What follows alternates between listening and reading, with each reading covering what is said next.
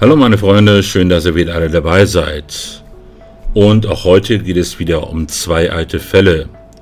Um zwei alte Fälle, die wieder sehr nahe beieinander lagen und beide auch in der gleichen Stadt stattgefunden haben. Nämlich in Stuttgart.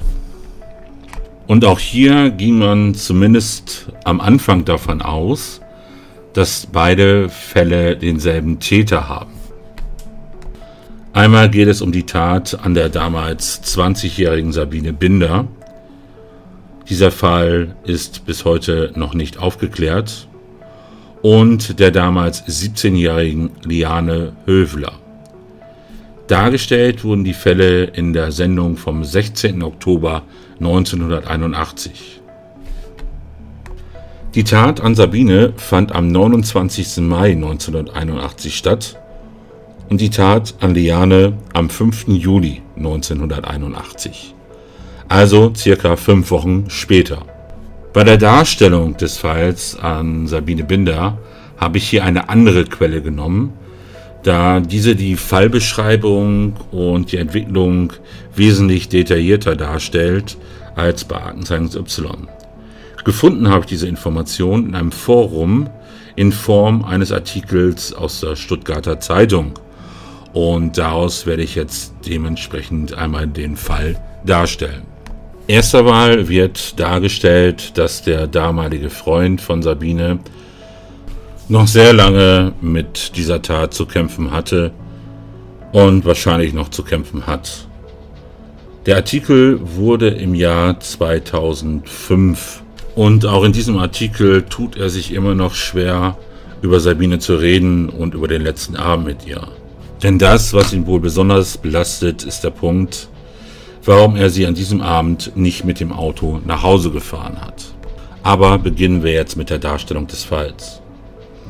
Es ist der 28. Mai 1981, ein Donnerstag, Fronleichnam. Und Sabine hat ein langes Wochenende vor sich. Sie wird es genießen.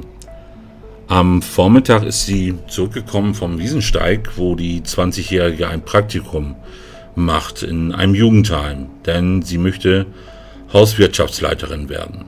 Laut dem Artikel ist sie in Pliening mit 4 Geschwistern aufgewachsen und der familiäre Zusammenhalt ist eng. In ihrer Freizeit engagiert sie sich in der katholischen Jugendgemeinde und organisiert dort Zeltlager und Freizeiten. Und dabei hat sie auch ihren Freund kennengelernt. Er ist 8 Jahre älter als sie, hat gerade ein Studium hinter sich und will jetzt noch eine Ausbildung anschließen. An diesem Abend verlässt Sabine das elterliche Haus gegen 20:15 Uhr. Mit ihrem roten Mars Damenrad ihrer Schwester macht sie sich von Pliening nach Degerloch in die Epplestraße auf. Dort gibt es eine Diskothek namens Domus. In dem Tanzlokal begegnen ihr 2 Freundinnen aus der Realschulzeit in Degerloch. Silvia und Birgit wundern sich über Sabine, die eigentlich sonst nicht in Diskos geht. Und Sabine ist nicht allein. Bei ihr, so beobachten die Freundinnen aus einiger Entfernung, ist jemand mit langen, dunklen Haaren. Es ist die Zeit der Friedensbewegung, die bunte Sachen tragen und We Shall Overcome singen. Und deshalb können Silvia und Birgit nicht mit letzter Sicherheit sagen, ob Sabine da von einem Jungen oder von einem Mädchen begleitet worden ist. Und lange bleibt sie da nicht im Domus. Bereits um 9:30 steht sie vor einem Haus in der Möhringer Märchensiedlung, denn dort wohnt ihr Freund. Sie ist mit dem Rad zu ihm gefahren.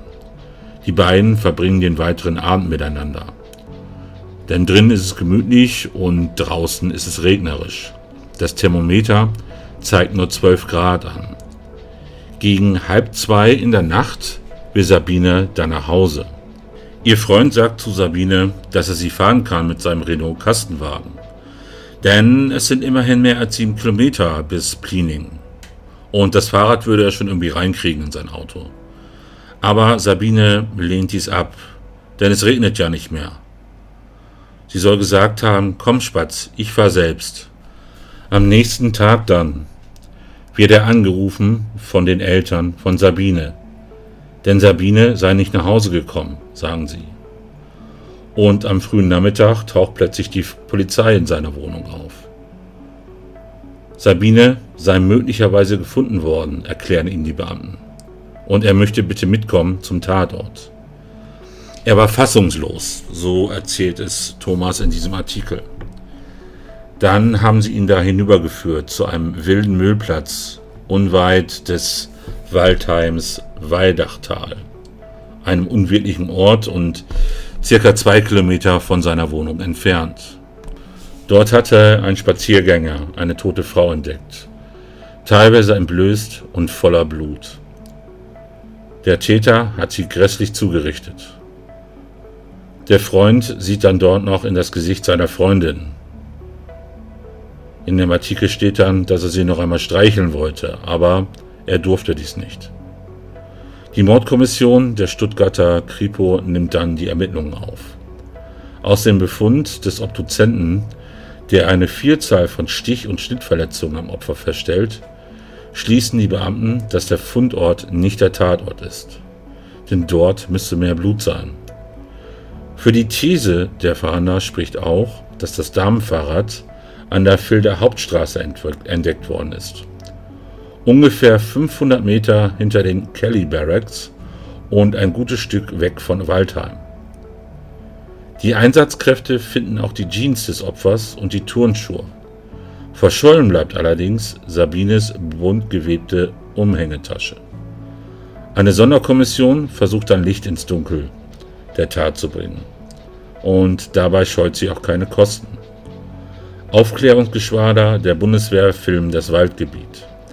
Die Armeepiloten halten vergeblich Ausschau nach Spuren, die weiterhelfen könnten. Auch Einsatzkräfte durchkämmen den Forst. Sie versprühen dabei eine fluoreszierende Substanz im Unterholz. Und auf diese Weise können dann Blutspuren sichtbar gemacht werden. Gefunden wird aber nichts. 5 Tage nach der Tat kreist ein Hubschrauber über den Fildern. Auf den Straßen wundern sich Menschen über gelbe Flugblätter, die vom Himmel fallen. Insgesamt 50.000 Stück wirft die Polizei ab. Sie hofft, durch diese Verhandlungsaktion vielleicht Spaziergänger zu erreichen, die Blut im Wald gesehen haben. Die Polizei ist nämlich auf Zeugen angewiesen, die an jenem Abend unterwegs waren. Und sie sucht Hinweise auf ein Auto mit stark verblutetem Innenraum. Die ermittelnden Beamten gehen davon aus, dass der Täter sein Opfer an der Vilder Hauptstraße in einen Wagen gezerrt und dort getötet hat. Laut der Darstellung bei Aktenzeichen Y war es dann so, dass sie sich das so vorgestellt haben, dass Sabine mit dem Fahrrad gefahren ist. Es hat sie ein Auto überholt und dieses Auto ist dann halt, oder der Fahrer des Autos ist auf sie aufmerksam geworden, ist ein Stückchen weitergefahren, ist dann gewendet und hat sie dann dementsprechend ins Auto gezerrt. Und dass sie dort in ein Auto gezerrt wurde, das schließen die Ermittler aus den Zeugenaussagen einer Zeitungsausträgerin und eines Taxifahrers. Beide hatten nachts am Straßenrand ein Rad bemerkt und dahinter ein Wagen mit einem quadratischen Kennzeichen am Heck. So wie man es von Autos der Marke Lada kennt oder auch von Fahrzeugen amerikanischer Streitkräfte. Die Polizei nimmt diese Hinweise dann so ernst, dass sie die Zeitungsausträgerin an der Universitätsnervenklinik in Tübingen unter Hypnose befragen lässt. Darüber hinaus werden im gesamten Bundesgebiet 158 Ladas überprüft. Kriminologen werten Hunderte von Spuren aus und verschicken erstmals auch Farbfotos an Zeitungen. Alles vergeblich. Und der Druck auf die Sonderkommission wächst. Dies umso mehr, als eben nur 37 Tage nach dieser Tat keine 200 Meter entfernt von der Stelle, an der Sabine gefunden wurde, eine weitere Leiche für Aufregung sorgt. Und zwar handelt es sich dabei um Liane Magdalena Höfler. Die 17-Jährige ist erschlagen worden. Die Polizei geht zunächst davon aus, dass beide Taten auf das Konto eines Täters gehen. Aber sie irrt. Im Frühjahr 1983 gesteht ein 22 Jahre alter Lagerarbeiter, Liane Magdalena Höfler getötet zu haben. Das Kapitalverbrechen an Sabine Binder kann dem Mann nicht nachgewiesen werden. Und die Polizei hat zu diesem Zeitpunkt längst einen anderen im Visier. Joseph N. Brown, ein Soldat, der aus Spring Valley im US-Bundesstaat New York stammt und 1981 in den Kelly Barracks stationiert war. Brown soll sich in der Region Stuttgart an einer jungen Amerikanerin vergangen haben und deshalb nach Aschaffenburg versetzt worden sein. Aber was noch schwerer wiegt: Der farbige Soldat wird im März 1982 von einem US-Militärgericht des Mordes an der 18 Jahre alten Ursula Schweimscher aus Aschaffenburg für schuldig befunden. Die Frau war vergewaltigt worden. Anschließend hatte der Täter vielfach auf sie eingestochen. Und als Brown in Würzburg der Prozess gemacht wird, sitzen auch Abgesandte der Stuttgarter Ermittlungsbehörden im Saal. Für den Fall von Sabine ergeben sich dabei keine neuen Erkenntnisse. Und das, obwohl die Spur Brown als eine ganz heiße gewertet worden war. Weitere Ermittlungen sind den deutschen Beamten nicht möglich. Brown wird zum Tode verurteilt und in die Vereinigten Staaten überführt. Dort sitzt er laut Kriminaloberkommissar Herter, der sich seit einem Jahr als Pate verstärkt um den Fall Binder kümmert, bis heute ein. Vor wenigen Monaten, also das ist wie schon gesagt 2005 geschrieben, hat der 35-jährige Fahnder einen weiteren Anlauf genommen, um den Mord doch noch klären zu können. Und zwar schickte er die Kleider von Sabine Binder zu Spezialisten des Landeskriminalamts.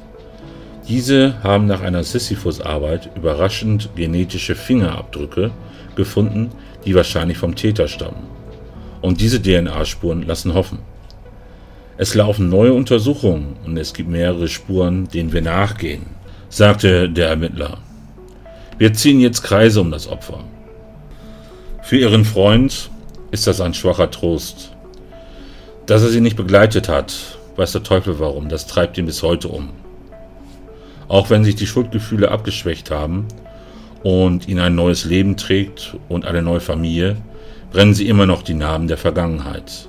So, und dann gehe ich nochmal kurz auf den Fall von der Liane Höfler ein, so wie er bei Aktenzeichen Y dargestellt wurde. Ich meine, ihr habt ja gerade eben schon gehört, dass der Fall geklärt wurde und dass es ein Lagerarbeiter war. Da wird so dargestellt, dass sie eben 17 Jahre alt ist und dass sie ein etwas unstetes Leben führte. Den größten Teil ihrer Freizeit verbringt sie mit unterschiedlichen Männerbekanntschaften in den Gaststätten der Stuttgarter Innenstadt. Auch am Sonntag, dem 5. Juli 1981, dem Tattag, sitzt sie kurz nach 1 Uhr noch in einer Gaststätte, unter anderem mit Fritz S., den sie am Abend vorher kennengelernt hat. Sie sitzt mit anderen Männern in einer Runde und Fritz ist recht spendabel. Bis ein Missgeschick passiert, ist die Runde fröhlich dabei. Denn einer der Kumpanen stößt ein Bierglas um und der Inhalt ergießt sich auf die Hose von Fritz. Dieser ist etwas erbost, weil die Hose direkt aus der Reinigung gekommen ist, beziehungsweise er sie wohl direkt an diesem Tag abgeholt hat. Die Runde löst sich daraufhin dann erst einmal auf. Fritz und Liane gehen daraufhin in die Wohnung von Fritz, damit dieser seine Hose wechseln kann. Und währenddessen sprechen die beiden darüber, wohin sie denn als nächstes gehen. Liane möchte etwas essen, da sie schon wieder Hunger hat. Und Fritz schlägt dann ein neues Lokal vor. Die Bierfunzel. Das ist ein Lokal, welches wohl anscheinend auch neu geöffnet hat. Um kurz vor 2:30 Uhr kommen die beiden dann an der Gaststätte an. Aber dann entwickelt es sich etwas anders als geplant. Fritz berichtet später der Polizei, dass Liane vor dem Eingang des Lokals auf einen Mann getroffen ist, den sie offensichtlich näher kannte. Und die Beschreibung dieses Mannes soll dann in etwa auf die Person passen, mit der Sabine Binder in der Diskothek gesehen wurde. Also ist man da dann wieder davon ausgegangen, dass Sabine doch mit einem Mann in der Diskothek war. Und daraufhin geht Fritz dann alleine in die Bierfunzel. Als er wenig später das Lokal wieder verlässt, vermutlich weil Liane nicht nachgekommen ist, sind Liane und der unbekannte junge Mann verschwunden. Und so wie es aussah, war Fritz dann der Letzte, der Liane noch lebend gesehen hat. In den nächsten Stunden wird Liane dann ermordet. Sie wird mit einer Autobatterie erschlagen, die der Täter am Fundort der Leiche entsorgt. Er bringt die Leiche in einen Wald bei Stuttgart-Möhringen, wo sie am nächsten Tag entdeckt wird. Und wie vorhin schon gesagt, war der Fundort von Sabine 5 Wochen zuvor nur 200 Meter entfernt. So, wie ihr gemerkt habt, war die Darstellung ein bisschen anders. Im Prinzip habe ich beide Fälle anhand dieses Zeitungsartikels dann gemischt.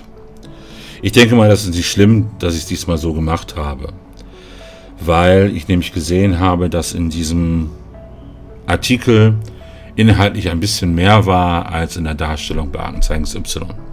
Aber kommen wir einmal auf die Fälle zurück. Oder generell zu diesem Thema Anhaltermorde.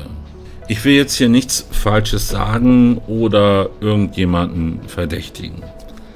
Aber wenn wir uns mal anschauen, haben eine Vielzahl von diesen Taten in Zeiträumen stattgefunden und zu Zeiten stattgefunden, in der viele US-Soldaten in Deutschland stationiert waren.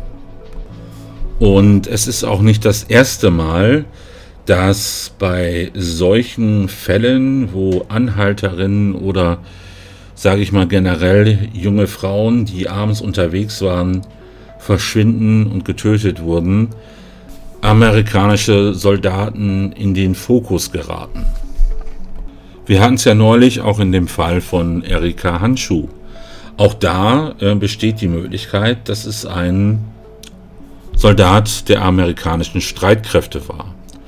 Und wenn wir uns insgesamt auch nochmal diese Schiene angucken, die ich ja demnächst jetzt nochmal machen werde, Cuxhaven, Münster, Heidelberg, auch da hatte ich ja schon in dem Video von Erika Handschuh gesagt, ist es nicht auszuschließen, dass es sich eventuell um jemanden von den Streitkräften handelt.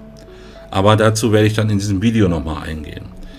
Jetzt hat es ja am Mittwoch wieder eine Aktenzeichen Y-Sendung gegeben und da ist man sich wohl nicht so sicher, dass alle Taten von ein und demselben Täter begangen wurde. So hat man mir das auf jeden Fall schon mal mitgeteilt.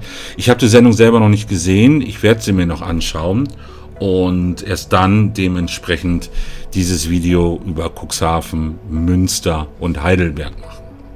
Und was auch gerade an diesem Fall mal wieder sehr interessant ist, auch hier wieder eine sehr zeitliche Nähe. Und wieder haben wir anscheinend hier zwei Täter. Denn wenn man dementsprechend wohl DNA-Material jetzt von Sabine Binder oder an ihren Kleidern festgestellt hat, wie man diese mit Sicherheit mit der DNA des verurteilten Täters im Fall von Liane abgeglichen haben. Und dann kann man davon ausgehen, dass er dann halt nicht der Täter war. Was ich damit sagen will, ist Folgendes. Auch wenn Taten zeitlich sehr nahe sind und auch wie hier dann vermutet wurde, dass es sich um den gleichen Täter handelt, weil man beide Personen mit einer Person gesehen hat, die eine gewisse Ähnlichkeit hat, sollte man nicht in die Richtung gehen, dass diese Taten unbedingt etwas miteinander zu tun haben. Man muss dort immer schauen, immer die Fälle erst einmal wirklich sehr separat behandeln. In diesem Video und in dem vorigen Video waren es zweimal zwei Opfer und so wie es aussieht, eben zweimal unterschiedliche Täter. Obwohl eben diese extreme zeitliche Nähe da ist und auch in diesem Fall, den wir hier heute jetzt gerade haben, auch noch der Ablageort der sterblichen Überreste oder der Leiche nur 200 Meter voneinander entfernt ist.